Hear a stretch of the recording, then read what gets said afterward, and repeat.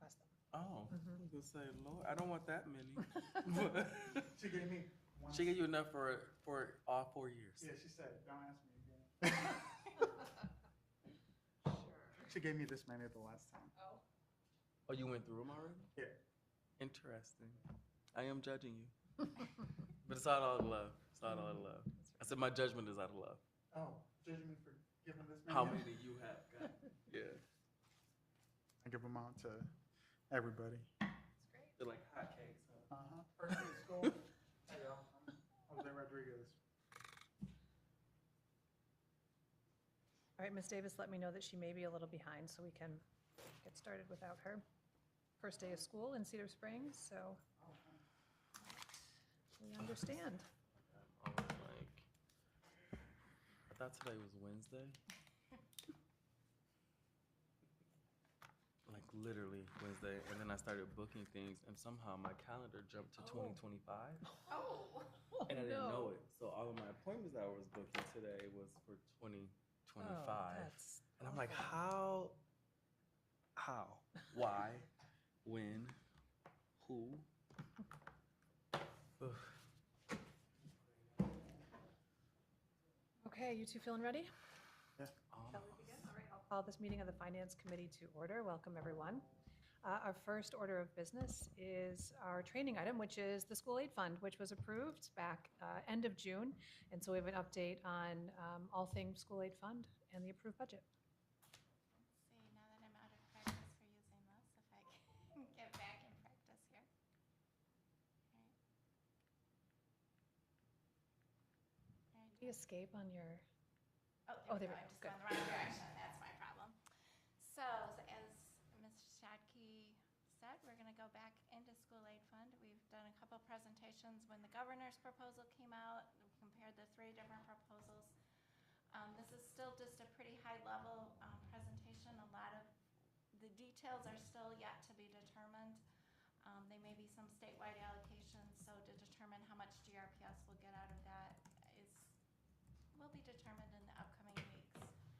So the primary one is our foundation allowance, and our base per pupil funding is increasing by $458 per pupil, which is a 5% increase. So that's a nice increase for us, from the $9,150 per pupil to $9,608. Special ed funding, I'm not sure if you remember or not, but there was a complicated formula, but put it that way, complex formula. So it's gotten simplified. So special ed funding will be based number of special ed students times the per pupil amount, similar to our regular ed. So it'll be special ed students times that 9,000, and I've already forgotten it, $9,608. But in addition, we'll get cost reimbursement. So every year we do a special ed cost report, one for regular costs and one for transportation costs. And we'll get the 28.6138% of the special ed costs and 70% of the special ed transportation costs. And I know that the Opportunity Index funding is also something that passed in Michigan, and I don't know if you have any idea, like, obviously it's not going to be this year, but do you know when that would start to kind of roll through for school? It does for at-risk. It does for at-risk? Yep. But not for special ed? I don't think it's included in the special No. ed. Okay. So it is in the at-risk. See, you just led right into this. Oh, perfect. Okay. So the statewide at-risk funding increased by $204.5 million. And as Mr. Rodriguez led us into this, is they do have changed the formula of how the money is given out to include an opportunity index score.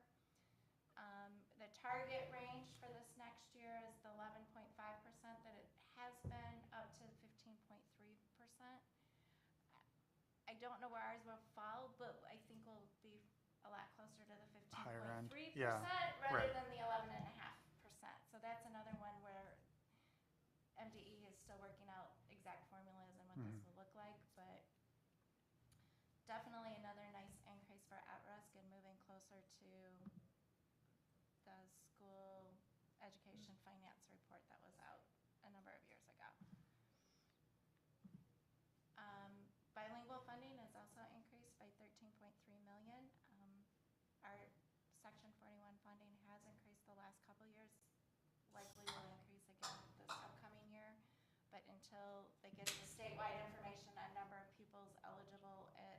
of the levels.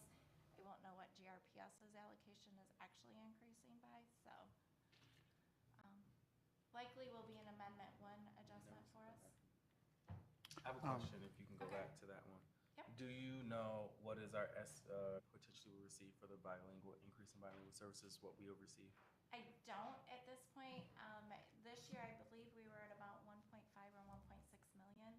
So not knowing where everybody else is, how that will get allocated out statewide, I'm thinking we'll get a nice increase, several $100,000 Okay. type increase, but that's just my guess until you get the statewide numbers of all the eligible students and our eligible students against the statewide to get our portion of it, so. And for my journey keeping, I guess I would say journey keeping, to understand that, once you get that, how, like, is that distributed to like one particular department, or is that across the district with whatever our bilingual initiatives are that gets spread across? Dr. Gunnell oversees the EL department, so she's the one that works with the buildings and looks to how do we deploy, And also, because we do get Title III money as well, that also addresses bilingual needs for bilingual students. So she kind of looks at all of the different funding pots and what we can put together as our program, so. Okay. Thank you. She is definitely the driver in how we address those needs. GSRP, it's another increase there. They have increased the per child allocation to match the foundation allowance, so it's rising to the 9,608. The other side they've done it is increase the eligibility threshold to 300% of the poverty level, so more families should be able to qualify under GSRP. So that would be qualifying for tuition free? Okay. And what was, Yes. what was the allocation prior to this budget, do you know? I don't remember offhand. Okay.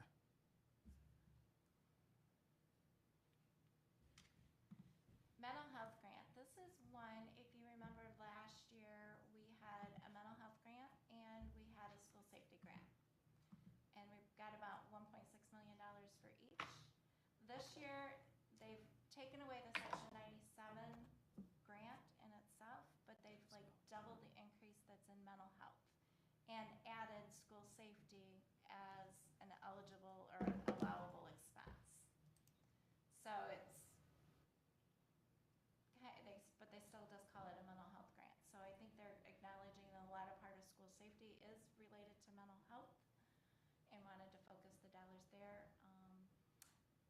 Given our allocation, I'm thinking it will be about double the 1.6 and the 1.6, so my guess is it'll be around $3.2 million, but that's For our just district. for our district for ongoing, And or for 23-24. who will oversee that part? Yet to be determined, I think, in our district.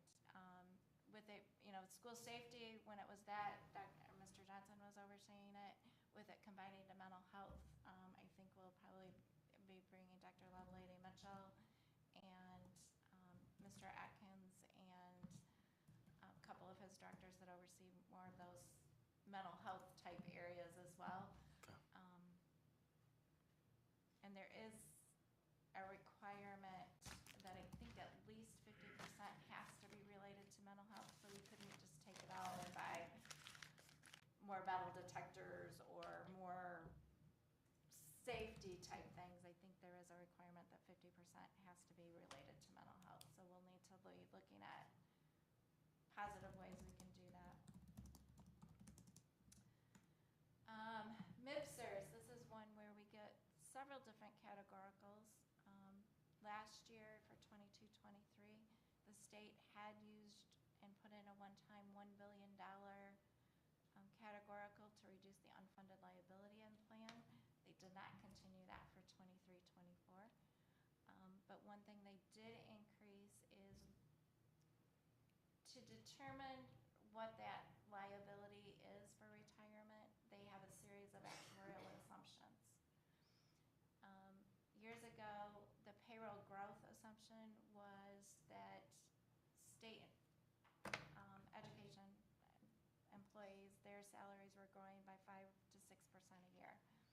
we had a number of years where I don't think there was any school district in the state that was giving 6% raises.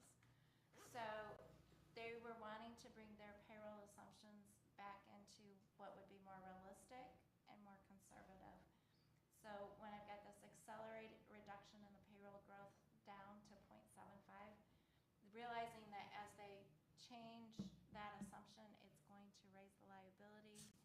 To keep it at an even pace, it needs to be, they need to put more money in.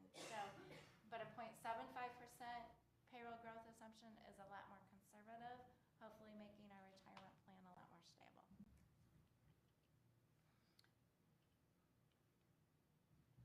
Transportation, this is a new categorical. And again, it's a formula yet to be determined, but they're putting in $125 million to form a school transportation fund. I thought about something that we had at the GRPS University retreat. You mentioned, can you go back one slide? You mentioned to your concern and also to what you were looking into was to figure out ways to make the district more attractive. And I remember this coming up as a result. So does this align with the growth of the 0.75? And I know you said that's conservative, but does this play into that plan overall where you were saying that you wanted to do some things to make the district more attractive and regarding people understanding or teachers seeing that now there's a, and I'm using this word in term loosely, lucrative, attractive point for them to come? Does this play into that narrative or that plan that you were mentioning at that retreat? Probably not, because this Okay. is our retirement plan, and it's the retirement plan across the whole state. So they have to buy it, okay. So they could be a part of that retirement plan regardless. Where we want to be, though, and what we were talking about there, is getting to a place where we can offer competitive wage, make sure we continue to offer competitive wages. And that will be the bigger part that we need to work on. Okay. You talk just a little bit more about the unfunded liability. It's a big thing, right, to be able to understand. So maybe high level, what happened in the state and what is the state doing, right, to recover from that unfunded liability? I can do a very high level today. Perfect. We can dig it deeper Yeah. into it at a future meeting where I'm more versed in it. I haven't looked at it in a while. High level is, like I said, to determine what the potential liability is at a statewide level for all school employees that participate in this retirement system. They project out based on employees' wages, number of employees, ages, life expectancies, and come up with what this liability is. And then they compare it to the funds that have been deposited into the state retirement system. So years and years and years ago, like I was pretty early in my career here, so I want to say it was probably around 25 years ago, the state decided to redirect some funds out of there. Also, over the years, as payroll, the liabilities have grown for various reasons. The funding, we had some really harder years on investments. There was very little investment return. So between all of those complicated factors, there became an unfunded liability in the retirement system. It's not that that there won't be a retirement when I go to retire in a few years or when other employees go to retire. It's still a very stable system, but it's been requiring us to put more money into it, and that's where our retirement rate that we pay as a district has increased. Over the years, the state has also done some reforms to it. So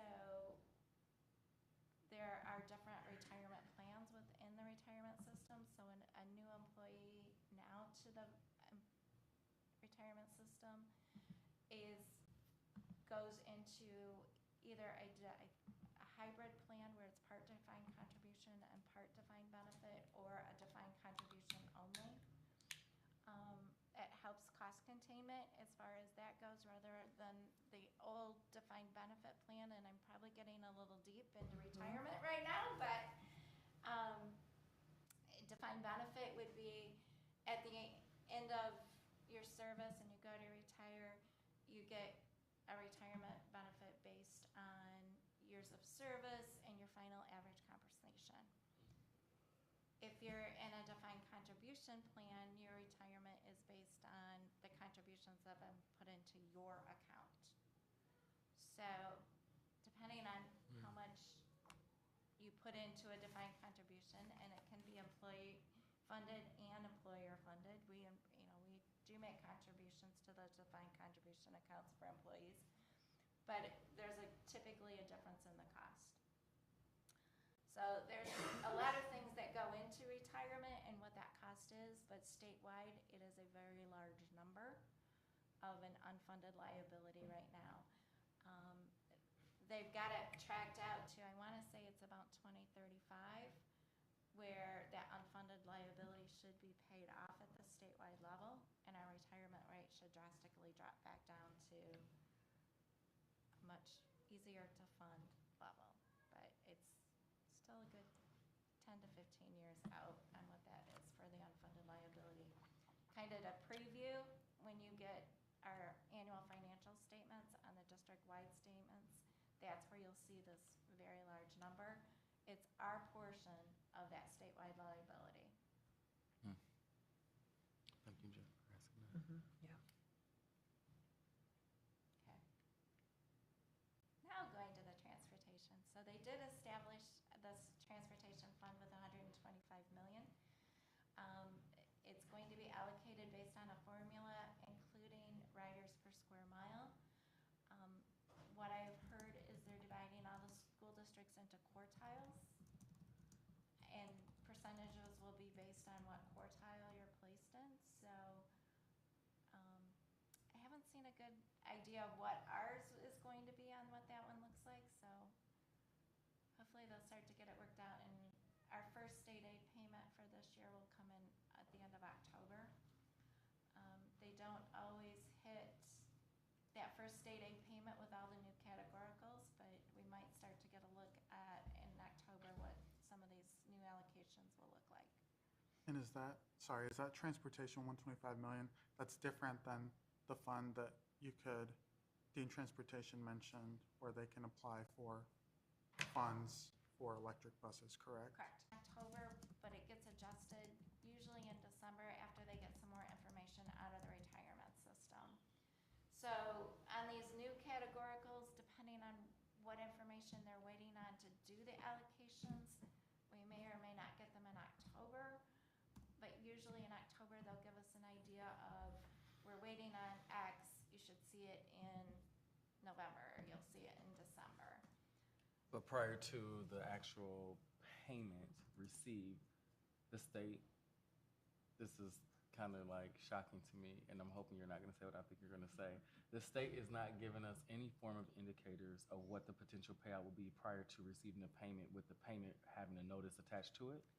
There are a few estimates out there, but last week at KSBO, like the one for transportation, early on when they had the different formulas, they put out estimates by district on what that is. But then came back with, well, don't rely on these. So. It's not like our school year didn't start. Right. So yeah, it's kind of one of those, like, just proceed with caution. Right? Be conservative. And be conservative and.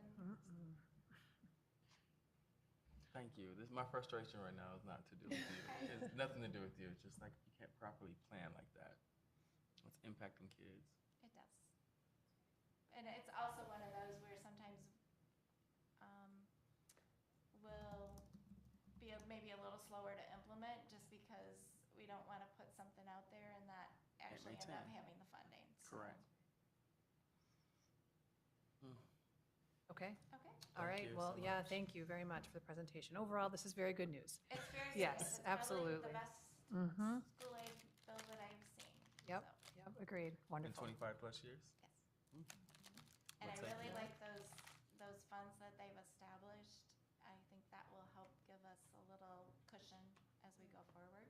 So I really appreciate them. This conservative accountant really appreciates it. Yes, that's right. Wonderful. All right, well, let's move forward to our action items then, please. We'll go to the purchasing agenda. Okay, the first item there is a renewal of the digital assessment library that's used by our special ed department and our related service providers with Pearson. We have a renewal of support services with Moss Communications for our district wireless network components. And the next item down there, in case you're starting to think of Thanksgiving and Turkey Trot, we're getting ready and purchasing the t-shirts for those participants.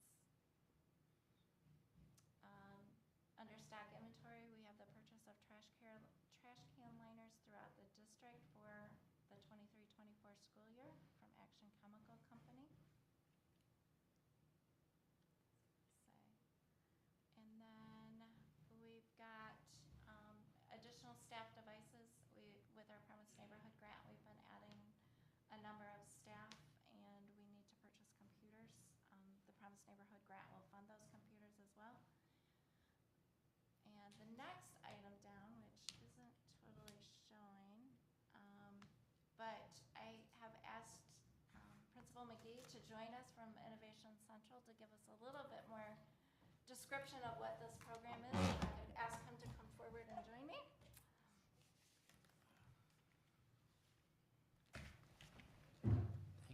Thank you, and good early evening. Thank you for having me. Welcome. You want me to jump That's right what I was into going to it? say, if you just want to jump into it. All right, no problem. So, the Playbook program is I'll start here. I've been the principal at Innovation Central this is my third year, and I knew Mr. Frost. So Mr. Frost is the previous principal, and I was his assistant principal back in 2011. And one of the things I knew about Mr. Frost was that he really loved engaging families into the schools, especially high schools, where typically you'll see that parent participation, parent engagement usually wanes once you get to high school. Mr. Frost is really big about having parents in the building, doing programs for parents. And since I became the principal in Mr. Frost's place, with the construction and coming out of COVID, our parent engagement hasn't been as high. And I want to keep that tradition. So one of the things I found out was that this Playbook program was perfect for Innovation Central and what we're trying to do. The Playbook program leads with literacy and leadership. And these are two components that are a staple in our school. We have a whole academy of leadership, business leadership and entrepreneurship. And then the idea of literacy doesn't go away just because you're a high school student. We focus on PSYOP strategies in our school. It's one of our educational strategies because we have a lot of language learners in our building. So this idea of literacy is strong. So this program comes equipped with a focus on literacy and leadership, and it is led by the #1 motivational speaker in the country, Dr. Eric Thomas. And he created this Playbook program to go into schools and to reignite this family engagement, to reignite the passion for students to take school seriously through the lens of leadership and literacy. So what I've done was I looked at the program and said, how can I make this align to what it is that we're doing as a school and where I'm leading the school? And when we looked at our strategic plan, there were two areas that we focused on as a building. We look at the holistic aspect of our students and programming and enhancing our programs that we already have in place. And this program connects well with both of those. Implementing social emotional learning, allowing students to I call them zombies sometimes in the schools. Because when we came back from COVID, you saw students in the hallways focusing on their devices and not engaging with others that are around them. So how do we do this? So I partnered up, and I'm big about partnerships at Innovation Central. If you know anything about us, we have 5 academies, and each of those academies has an advisory board. So our partnerships allow us to do all the things that we do at the school. So by adding the Playbook program, and Dr. Eric Thomas's program, we can hit so many, one, check a lot of boxes, but number two, find ways to re-engage students into their schoolwork, but also re-engaging families to connecting with their children, as they go through school. So I thought this was a no-brainer to get people excited about school. And then our staff, so there's professional development that happens with our staff. There is a lot of literacy work that's being done in the classrooms. There's a parent engagement piece where they'll bring parents in. They'll come and feed parents. So this helps me because we do a lot already with Mr. Frost's structure where families come in, family engagement nights. This is just going to add to that and allow us to be able to do that on a grander scale. And one of the biggest benefits is that when students go through the programs, either in large group presentations, small group presentations, they stay the course with the program, follow all of the milestones of the program, they're eligible to be able to go to the Super Bowl this year and to Dubai through this program.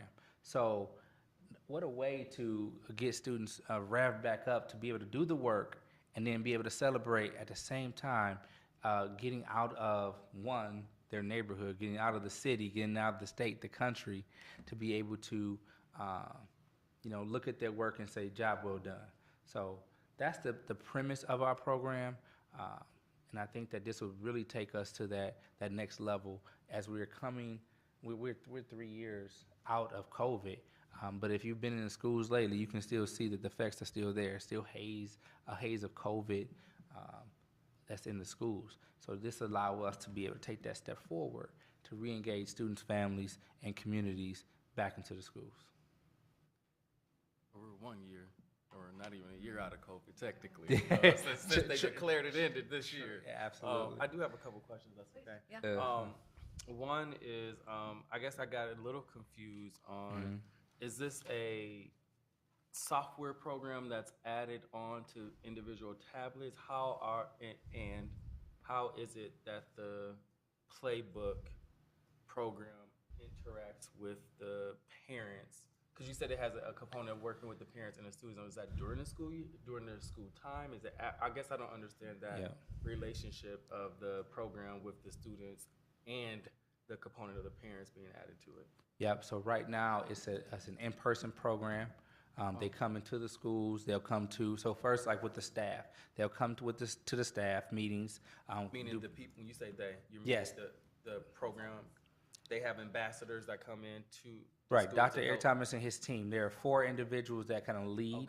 Okay. They'll also bring in different speakers to come in and present and be a part of these presentations. They're primarily in person, so they'll come to our professional developments, they'll come to our staff meetings, they'll come to family nights, they'll come in during the school day at a particular time and work with small groups. They'll do assemblies for us throughout the year.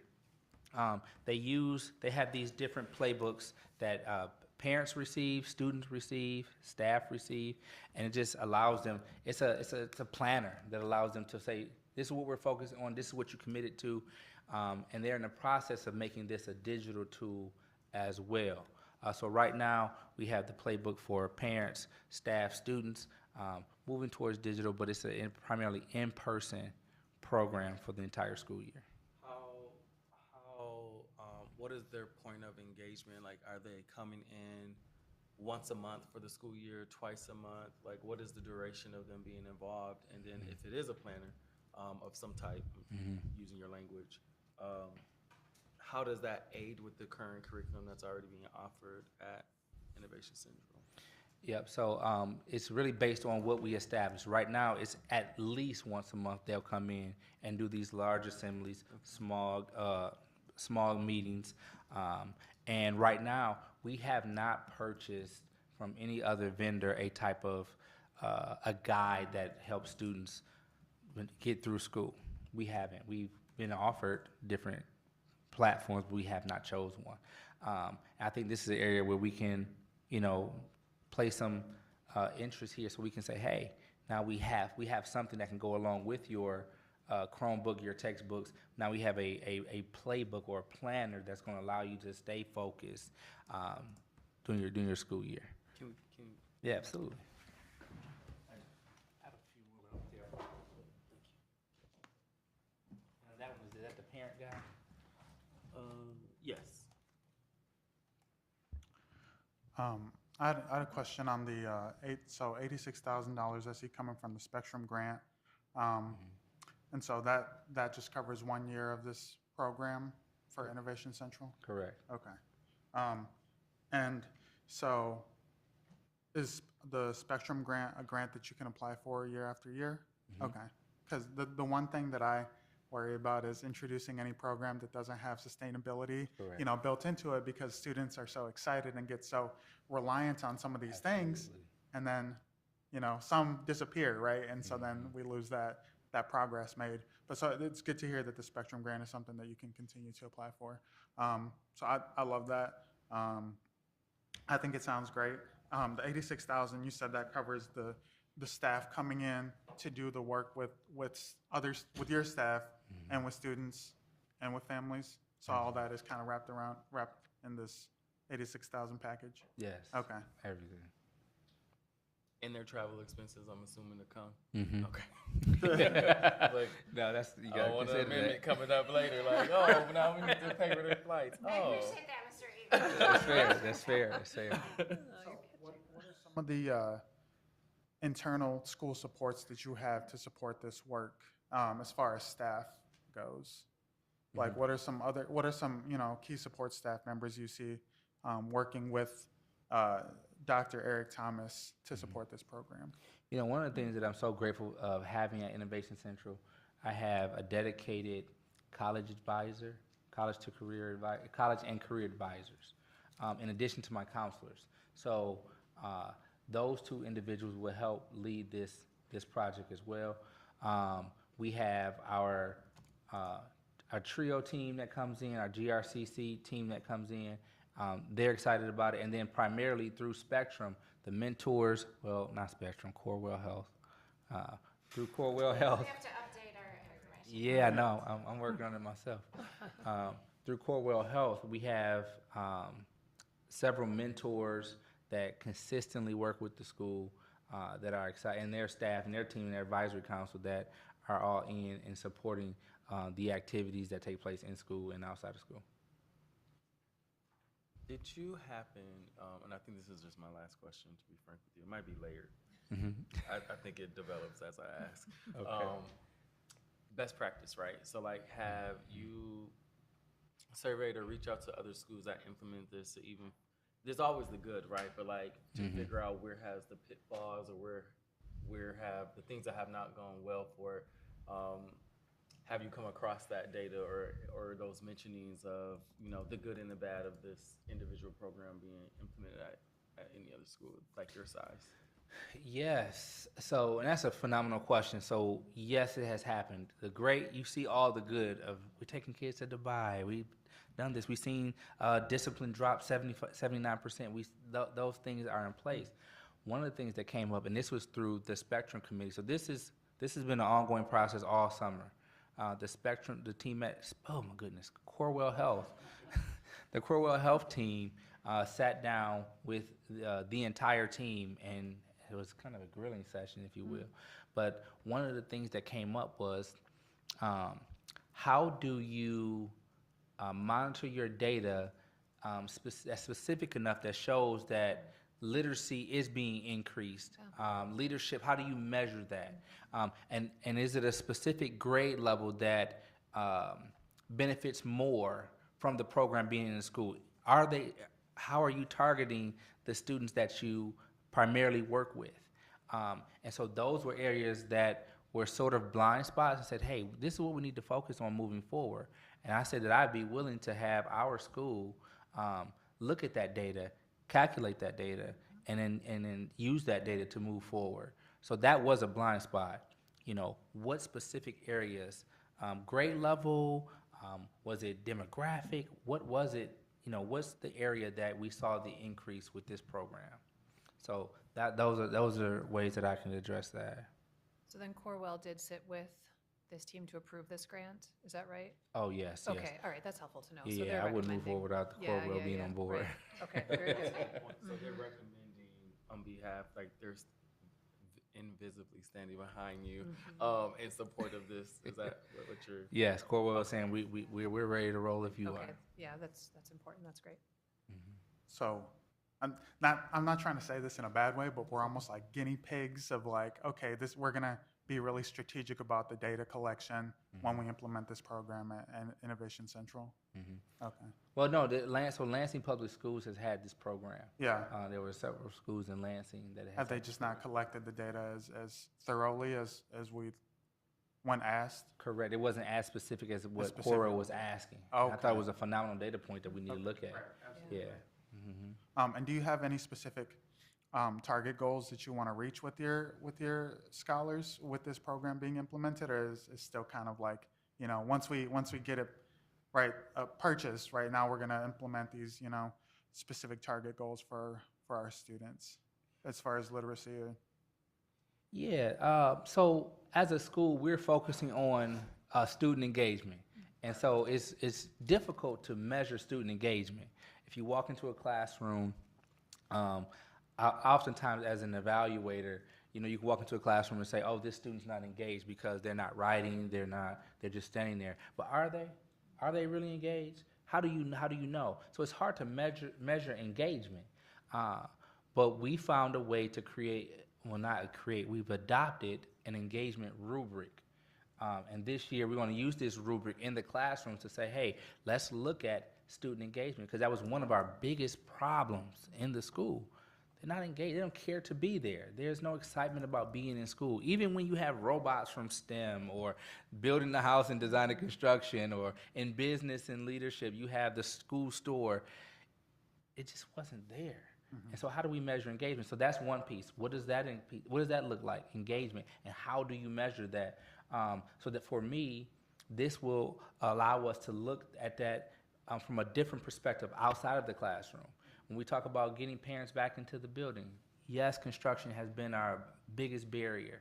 But outside of that, parent engagement into their child's academic life. Like, how do we measure that? Can we use our rubric to do that? Can we use this program to help support, you know, that work? So engagement is a big piece of what we're doing, because there's not really anything quantitative that says this is what engagement looks like. So we're looking at a rubric to help us with this work. And then when you look at literacy and leadership is another one. How do you measure leadership? Well, we have a whole a whole academy that talks about leadership. And with our ROTC program that focuses heavy on leadership, we get that program to work closely with the business, leadership, and entrepreneurship program. And now we can say, based on best practices in these two organizations, or these two aspects of our school, what does leadership look like here, and what does leadership look like with the program that we're bringing together? So just shining a light on what leadership is and how do we measure that. Because when a student graduates, when a scholar graduates from Innovation Central, and we say leadership, we stamp them with leadership, well, what does that mean? What does that look like? We're hoping that we can develop something from implementing this program, along with what JRTC, the Academy of Business Leadership and Entrepreneurship, is doing, and then the literacy piece, right? Like I said, we're using SIOP to really get teachers to be clear with their lessons, to really look at vocabulary in a way that's going to be impactful. How does the program support or enhance what we're doing in the classrooms through literacy? So through those three lenses, we're hoping that we can get some data that's going to be utilized year after year. So is Corwell then expecting grant reporting on the data outcomes, on the outcomes? You Or know not what? necessarily? They haven't specifically said Okay. that, Yeah, but we will give them after action Yeah. reports so Great. that they would know the work that we're doing. What's the Okay. turnaround for results typically? Like after 3 years of implementation, 4 years, like when based off of other schools implementing this, do they actually see a turnaround and seeing those numbers that you talked about earlier? they haven't tracked them though, have they? Right. No, Yeah. we're hoping that we can see something after a year of this program. So that's something I would have to ask the company to see. What does that look like for the schools you worked with in Lansing Public Schools? All right, well, with Corwell behind this and certainly recommending it for approval, I feel like we're probably ready to move forward on the purchasing agenda, unless there's other specific comments? Is this for this year? Yes. So it would start September? As soon as we approve it. Okay. Yeah, they're so eager. I just sent the calendar. I said, well, this is our school calendar, so start looking at dates that maybe you can plug in. Great. And we have what we call the, oh gosh, I forget what it's called now, but we welcome in our new freshmen into the building, and it's a big way that we do it at Innovation Central. And I'm thinking, oh, if you can be a part of this as we kick the year off with the freshmen, that'd be great. So that's coming, and maybe that's when we'll start this thing. Great. I would love to have like Convocation, that's what we call it. after we do this, and if it goes through, that there's some form of an update midway through that we can have you come back with rips here, so we can at least get, or maybe that's a Know how it's going?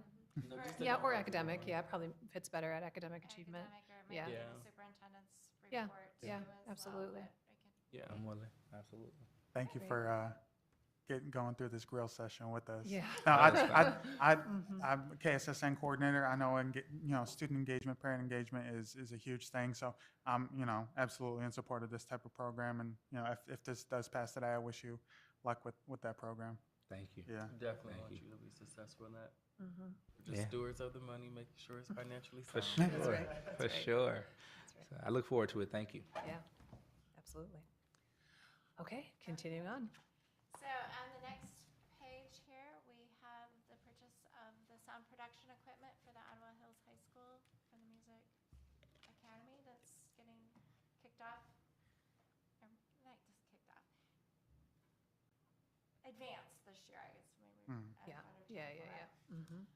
We've got phase 1 for the emergency pool repairs at Ottawa Hills High School. Good. And then we have additional asbestos abatement for the construction progress, the HVAC project at Congress.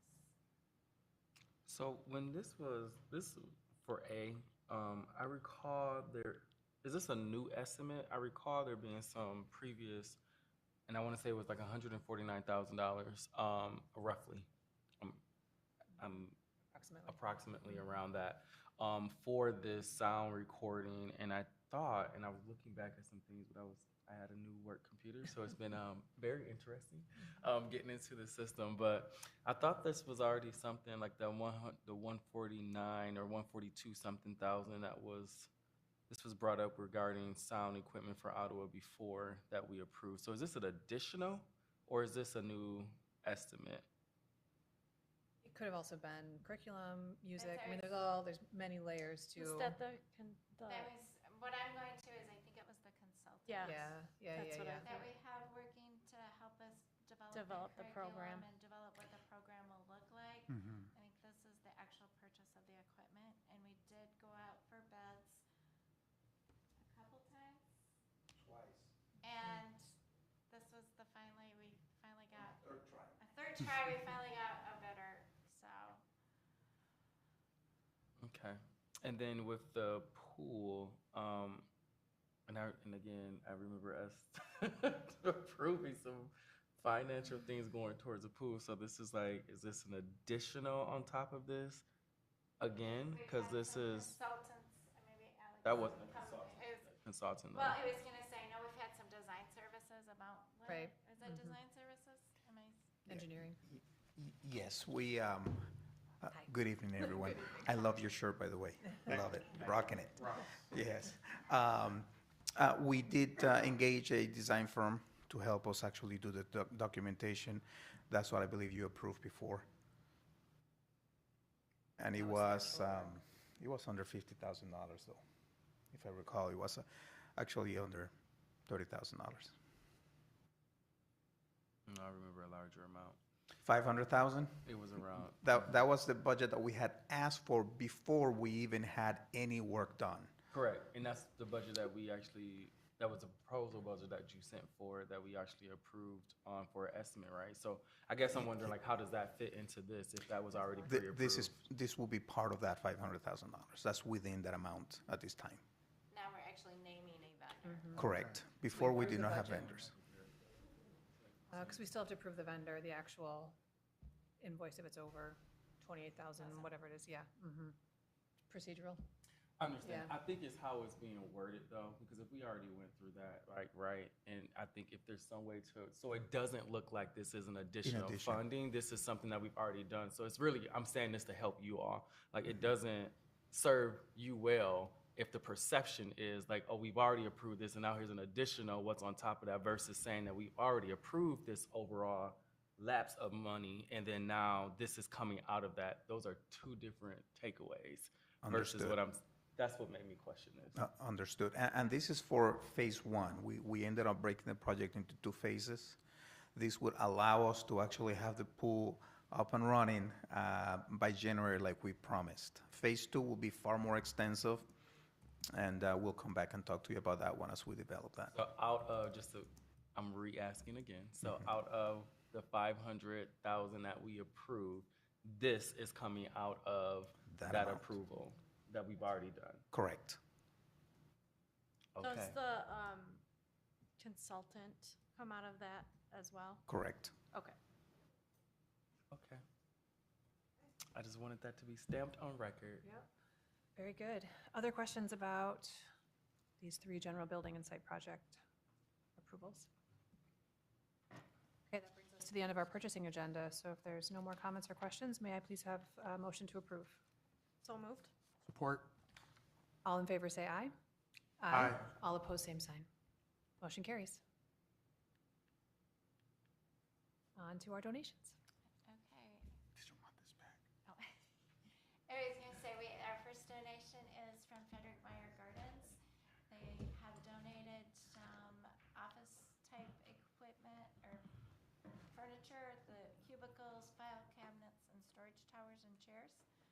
So our facilities and operations team will deploy them as needed throughout the district, Is this new or used? gently used. Gently used. Okay. If there are no questions or discussion, I will entertain a motion for approval. So moved. Support. All in favor, say aye. Aye. All opposed, same sign. Motion carries. Next donation, Planet Fitness. Oops, bottom part there. Right, so we have a donation from Planet Fitness for the Ottawa Hills Weight Room. So as you can see, it's a large number of equipment that is going in. Estimated value of $140,000. So it's really exciting for Ottawa Hills. Is this a second one? Didn't we already approve an We've talked about it, but we didn't have all the details of what was going into it. Okay. We were given a preview in the case that we got the material before it could come to the Finance Committee, so an Or we awareness. approved this, Yes. but okay. Yep, not quite yet. Well, this is great. What a gift for our Ottawa Hills athletes. it's Very, amazing. very needed. Yeah. Is this equipment, do you know if it's used equipment, brand new equipment that's being donated? Used equipment. Okay. Okay. Better than what they have. Indeed. Yep. I move to approve this donation. Support. Right, all in favor, say aye. Aye. All opposed, same sign. Motion carries. All right, our final agenda item is a bond construction update. Welcome back, Mr. Smart.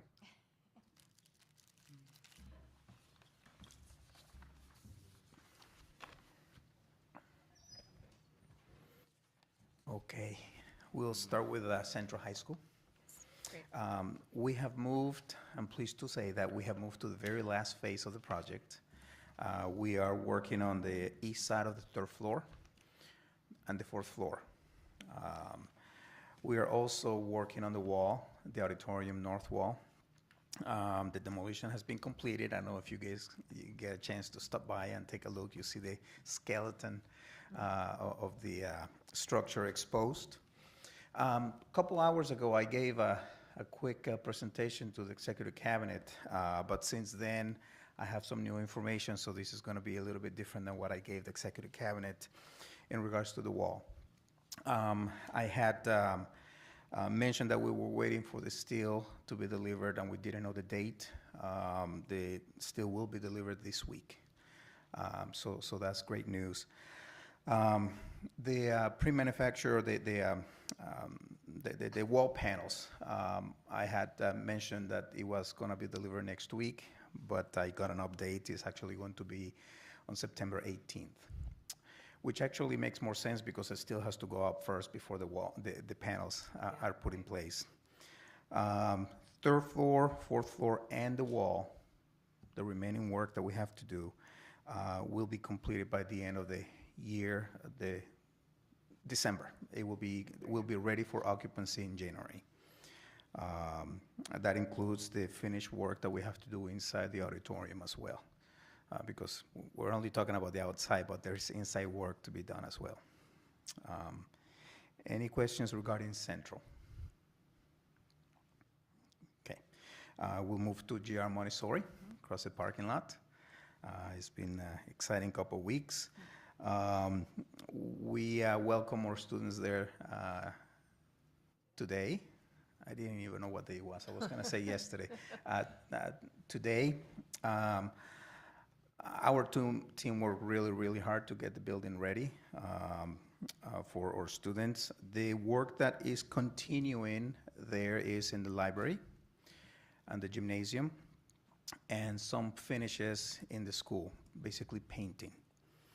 All that work is happening after school is out, so evenings, late nights, and weekends. We're not going to be doing any work there during the school day.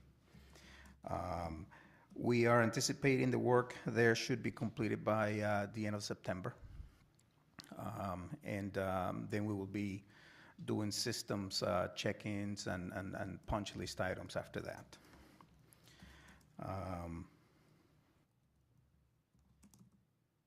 Any questions on the GR Montessori? You said you were doing system check-ins and what after that? I'm sorry, I didn't catch that word. Punch list items. Basically, we go through and inspect everything to make sure that it's up to our standards, make any sort of corrections that need to be made, and before we close out the project. On the GR Montessori, there were quite a few things that have been unexpected. And the timing was not necessarily in our favor, but we found a sinkhole in the playground area, in the paved area. It was a significant hole that we discovered there one morning. So that required us to do some excavation to address the issue. We found some things buried in there, some steel and beams and things of that nature, which we have no idea how long they have been there. But then we ended up repaving a good area. We did not finish the entire back of the school because of timing and funding. It is on our list to go back and redo that as soon as we can. We also, when we removed the plastic covering from the carpet in the rooms, that was 1 week before school started, we found a lot of mold. No, I'm sorry, strike that. Mildew, no mold. Mildew on the carpet, so we made the decision to replace the carpet. So the school ended up with a brand new carpet throughout the whole building. That was not planned. It was not in the budget. It was not in the schedule, and some other things like that. So just to give you a little bit overall, some of the challenges that we've had some challenges with the building department, building inspections and plan review, which required us to redesign a significant portion of the project, which added 5 weeks to the process. I had a question. What is the AC situation with GR Montessori? The air condition? Yeah, It's not up and running. It'll happen in September. it'll happen by the end of September. Okay. Yes. Yeah, we're also waiting for some transformers too. For those, we've been waiting for those since before we started this whole project. And they're supposed to arrive in September for both buildings.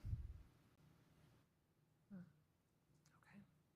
You were there today, on site? I did. I went there Yeah. this morning first thing to make sure that we were okay. Took Good. out some extra trash that was accumulated there over the weekend. Again, I'm very proud of our team, our custodians, painters, everyone has been giving a lending hand and working weekends to make sure that we were ready. We actually hired a professional moving company to be on site to help the staff bring in all their things from their vehicles, bring them up to the rooms, set up the rooms however they wanted, move furniture for them. So many of the teachers took advantage of that, and some of them were pretty much ready as of last Tuesday because they took advantage of that service. Others did not, but we were there for them. And you being there today, what was the reception from parents and students that you were able to observe? Well, we actually had an open house Friday, last Friday afternoon between 2 and 4, and it was very positive. It was great to see the kids. They were so ready. They're so ready to be in school. And it was all worth it to see them. The parents will receive positive comments and a lot of confidence that we're ready. The classrooms were perfect. Most of them were just perfect. The teachers had set them up, and I don't remember ever going to school where the classroom was so welcoming like those. But they did a great job, the staff.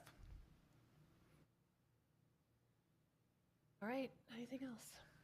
You good? Okay, thank you, Mr. Smart. We appreciate the update. Thank you. All right, that is the end of our agenda. So with that, we'll adjourn the meeting. Thank you, everyone.